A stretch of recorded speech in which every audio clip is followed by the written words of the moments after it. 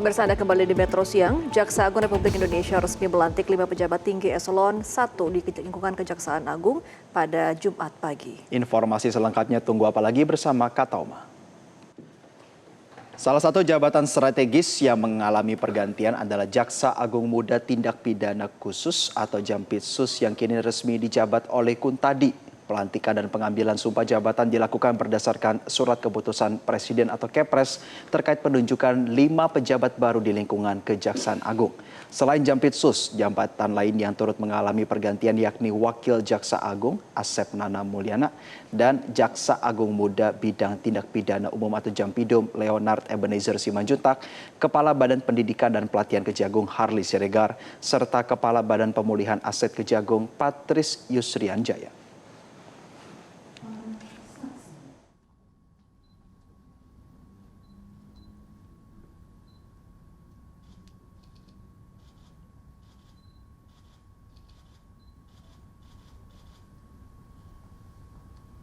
Sementara itu pemirsa, Febri Adriansyah dijadwalkan menjalani pemeriksaan di Kejaksaan Agung Jakarta Selatan pada Jumat 24 Juli 2026. Pemeriksaan tersebut semula dijadwalkan berlangsung pada Rabu 22 Juli 2026, namun agenda itu ditunda setelah Febri tidak memenuhi panggilan dengan alasan sakit. Pemeriksaan terhadap Febri dilakukan berdasarkan surat perintah penyidikan atau sprindik baru yang diterbitkan khusus untuk mengusut dugaan tindak pidana pencucian uang. Perkara tersebut berkaitan dengan dugaan penerimaan barang bukti berupa 74 kg emas dan valuta asing senilai ratusan miliar rupiah yang sebelumnya dilimpahkan Korps Tindak Pidana Korupsi Polri kepada Kejaksaan Agung.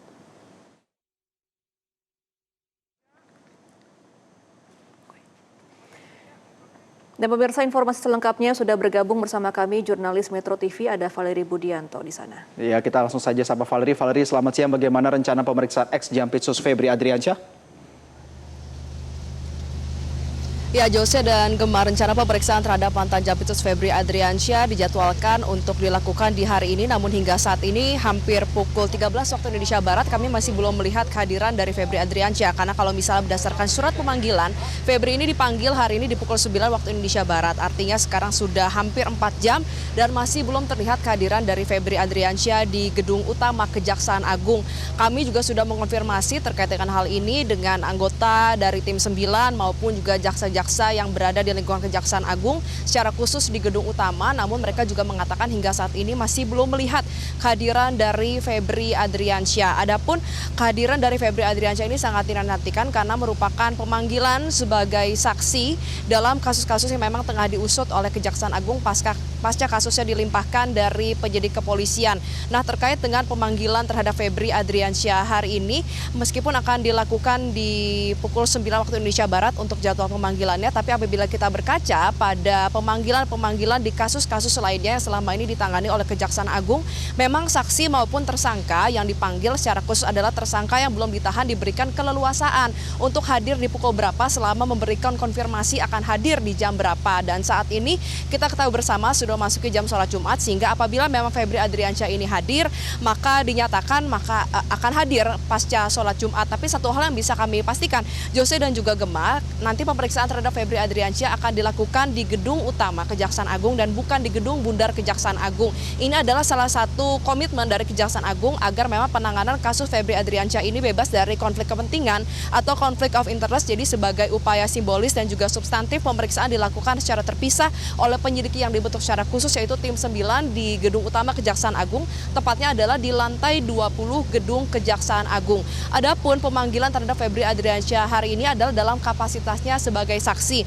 Sempat ada simpang siur terkait dengan sebenarnya apa status dari Febri Adriansyah, mengapa sempat ada penyebutan Febri ini statusnya sebagai saksi, kemudian menjadi tersangka, lalu kembali lagi menjadi saksi. Kita akan jelaskan satu persatu. Jadi terhadap Febri Adriansyah saat ini ada 4 sprindik yang diterbitkan. Artinya Febri ini terlibat dalam 4 dugaan kasus.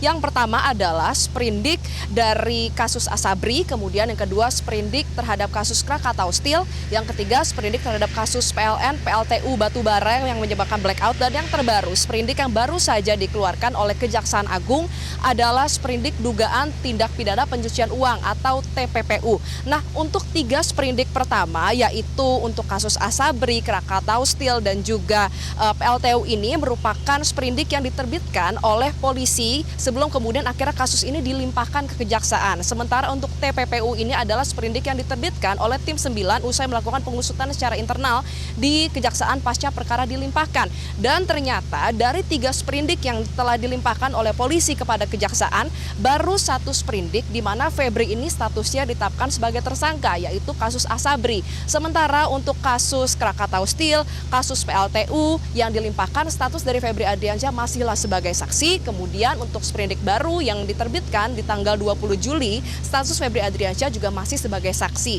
Jadi hari ini adalah pemanggilan kedua terhadap Febri Adriansyah dalam kapasitasnya sebagai saksi, di mana kasus yang akan diusut hari ini adalah terkait dengan pendalaman dugaan TPPU dalam sprindik yang baru.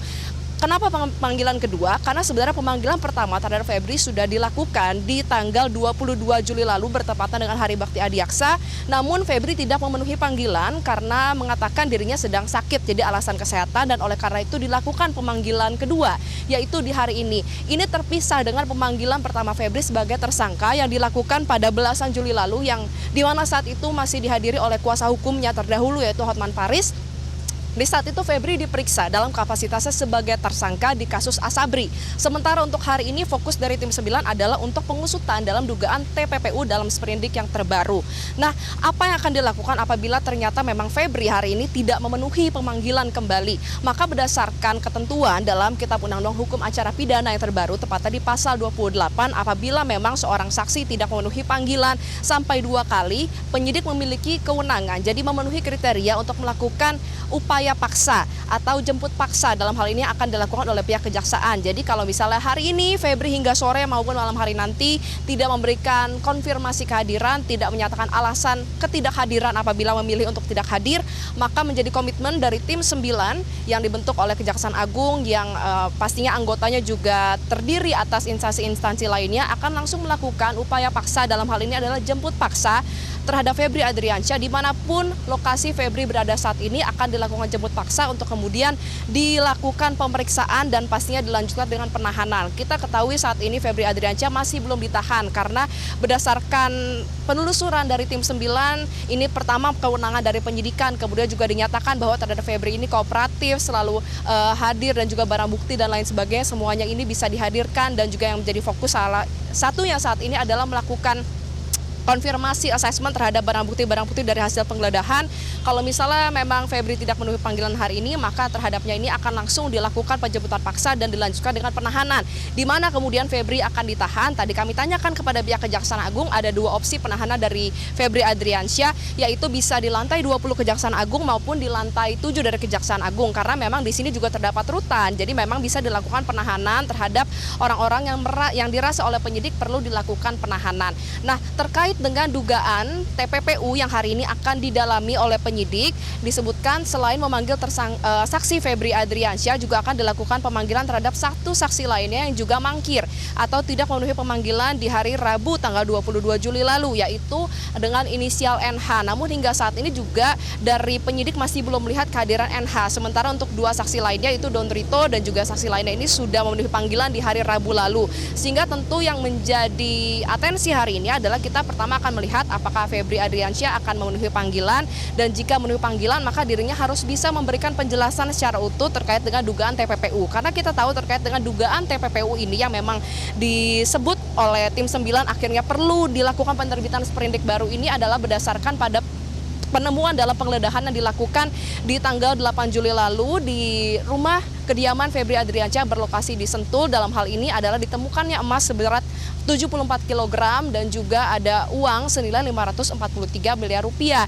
Dan kemudian juga salah satu dasar mengapa akhirnya ada sprindik TPPU, karena ternyata dari Don Rito mengatakan bahwa uang-uang tersebut yang ditemukan, barang-barang yang ditemukan itu merupakan miliknya, kemudian juga ada yang disebutkan milik dari Yayasan Dakwah, dan artinya itu menjadi dasar bahwa ternyata memang barang bukti ini dikelola sedemikian rupa hingga akhirnya ada dugaan TPPU yang kemudian bisa diusut lebih lanjut oleh tim 9 di Kejaksaan Agung. Dan oleh karena itu apabila hadir, Febri harus bisa melakukan penjelasan terkait hal tersebut. Karena kalau misalnya kita kilas balik dalam konferensi pers Febri Adriansyah yang digelar kurang lebih 2 minggu yang lalu sebenarnya sudah ada sejumlah pernyataan juga yang disampaikan oleh Febri berkaitan dengan temuan emas seberat 74 kg dan juga uang tunai miliaran rupiah yang ditemukan di rumahnya. Pertama, ia mengatakan bahwa memang rumah tersebut merupakan rumah dirinya, namun terkait dengan aset yang ditemukan di situ ada miliknya, ada milik seorang dan juga ada kegiatannya. Nah, oleh karena itu harus dilakukan klarifikasi terhadap Febri Adriansyah dan tentunya nanti pernyataan dari Febri Adriansyah ini akan dicocokkan dengan keterangan saksi lainnya. Dan tidak hanya saksi, tentunya juga akan ada pemeriksaan terhadap ahli-ahli sesuai dengan kebidangannya masing-masing, dilengkapi dengan bukti-bukti, dan apabila memang ada pemenuhan alat bukti yang cukup, yaitu minimal 2 alat bukti, barulah penyidik bisa memutuskan apakah terhadap sprindik TPPU Febri Adriansyah akan ditetapkan, akan dirubah statusnya dari saksi menjadi tersangka ataupun tidak. Tentu Jose dan Gemma, kita akan sama-sama menantikan bagaimana kelanjutan dari kasus ini, apakah Febri Adriansyah akan hadir memenuhi panggilan, dan jika hadir akan melalui pintu yang mana, karena disebutkan begitu banyak pintu-pintu rahasia di Kejaksaan Agung ini. Apakah memang ada perlindungan khusus yang diberikan terhadap Febri Adriansyah apabila ia memang hadir kemudian menggunakan pintu-pintu khusus, maupun apa nanti yang akan menjadi komitmen Kejaksaan, dan juga bagaimana kelanjutan tahapan dari pemeriksaan tim 9 tidak hanya di kasus TPPU melainkan juga di sprindik-sprindik lainnya, yaitu di kasus Asabri, Krakatau Steel, dan juga PLN PLTU Batubara. Kita akan sama-sama nantikan. Yang pasti kita sama-sama melihat tadi dalam pelantikan bagaimana Jaksa Agung, kemudian juga Jampitsus, lalu juga Jamwas yang menjadi orang yang memimpin tim 9 penanganan kasus ini berkomitmen agar penanganan kasus Febri Adriansyah ini tidak akan pandang bulu, tidak akan ada konflik kepentingan di dalamnya, dan juga pasti akan dipercepat. Dan tadi salah satu hal tegas yang juga disampaikan oleh Jaksa Agung dalam amanatnya adalah jangan sampai jabatan seorang, jabatan dalam institusi ini dipakai untuk kepentingan pribadi, karena jabatan adalah kehormatan dan itu tidak boleh tercoreng untuk kepentingan pribadi, karena bagaimanapun juga marwah institusi harus dijaga. Dan juga tadi ditegaskan langsung oleh Jaksa Agung kepada Jampitsus bahwa harus menjadi perhatian khusus bahwa tidak ada intervensi, tidak ada rasa takut kepada mantan atasan. Dalam hal ini adalah penanganan terhadap kasus Febri Adriansyah benar-benar harus dijalankan secara optimal, profesional, objektif, transparan, dan juga bisa dipertanggungjawabkan. Kita akan sama-sama nantikan apakah Febri akan memenuhi pemanggilan hari ini atau tidak. Sementara demikian, Jose dan juga Gemma, kembali ke Anda di studio.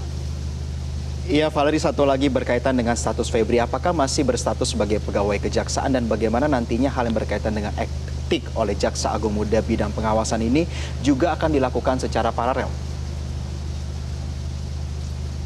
Ya, tentu ini juga hal yang harus didalami oleh Kejaksaan, karena kita ketahui bersama ini juga sempat ada pertentangan ya antara pernyataan yang pertama kali diutarakan oleh PLT Jampitsus saat itu, yang kali ini sudah kembali menjadi Jamwas, yaitu Rudy Margono. Begitu ia ditetapkan sebagai PLT Jampitsus sekitar 2 minggu yang lalu, mengatakan bahwa sebenarnya terkait dengan sidang etik dalam hal ini adalah bagaimana jabatan Febri Adriansyah statusnya sebagai jaksa, sebagai ASN ini akan menunggu kepres dari Presiden Prabowo Subianto. Tapi kita ketahui bersama dalam perkembangannya juga Mensesnek mengatakan bahwa sebenarnya tidak memerlukan kepres untuk melakukan penonaktifan terhadap jaksa. Nah, tadi kami sudah tanyakan hal tersebut kepada Rudy Margono, namun ia mengatakan bahwa saat ini yang menjadi fokus dari Kejaksaan adalah melakukan pengusutan terhadap hal yang lebih urgent, yaitu saat ini adalah terkait dengan sprindik baru. Dan tentu kita ketahui bersama di pagi hari tadi juga sudah ada pelantikan terhadap 5 pejabat struktural eselon 1 dari Kejaksaan. Tadi ada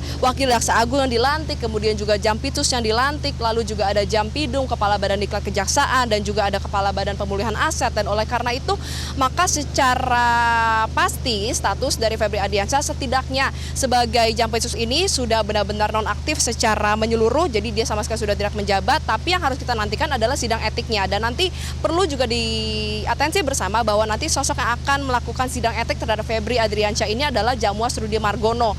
Tentu ini akan terpisah dengan tim 9, karena memang tim 9 ini dibentuk secara khusus untuk menangani 4 sprindik yang berkaitan dengan kasus ini, sehingga memang sidang etik ini biasanya digelar secara tertutup, Jose dan juga Gemma, di lingkungan Kejaksaan, dan apabila memang ditemukan bersalah akan langsung dilakukan penonaktifan, kemudian juga bisa ada sanksi-sanksi etik lainnya, baik itu misalnya diberhentikan secara hormat maupun tidak hormat, yang pastinya ini akan langsung berdampak kepada Febri. Tapi tentu yang menjadi prioritas saat ini adalah apakah Febri mau hadir, karena misalnya dia tidak mau hadir memenuhi panggilan untuk kasus perindiknya saja, bagaimana dia bisa hadir untuk memenuhi panggilan dalam sidang etik. Yang pasti kehadiran Febri ini akan sangat diapresiasi ya, baik oleh masyarakat maupun oleh penyidik penyidik karena kita tahu di depan gedung Kejaksaan Agung sejak beberapa hari yang lalu selalu ada demonstrasi yang menuntut agar Febri Adriansyah ini benar-benar diproses, ditegakkan hukumnya ini secara baik, dan oleh karena itu kehadiran dari Febri ini menjadi upaya itikat baik dari Febri untuk menghormati proses penegakan hukum. Kita sama-sama harapkan apabila memang Febri nantinya hadir baru bisa dilakukan komunikasi lebih lanjut antara penyidik baik itu dari tim 9 maupun kejaksaan, dalam hal ini adalah Jaksa Agung Muda Bidang Pengawasan, untuk melakukan pengusutan secara utuh terhadap status etik dan juga sidang etik yang menentukan status Febri Adriansyah sebagai jaksa atau tidak ke depannya. Kita akan sama-sama nantikan itu, Jose dan juga Gemma. Kita akan sama-sama lihat bagaimana kehadiran dari Febri dan bagaimana status terhadap Febri ke depannya. Sementara demikian, kembali ke Anda di studio. Baik, terima kasih atas informasi komprehensifnya Valerie Budianto langsung dari Kejagung, Jakarta. Selamat kembali bertugas. Jelajahi cara baru mendapatkan informasi. Download Metro TV Extend sekarang.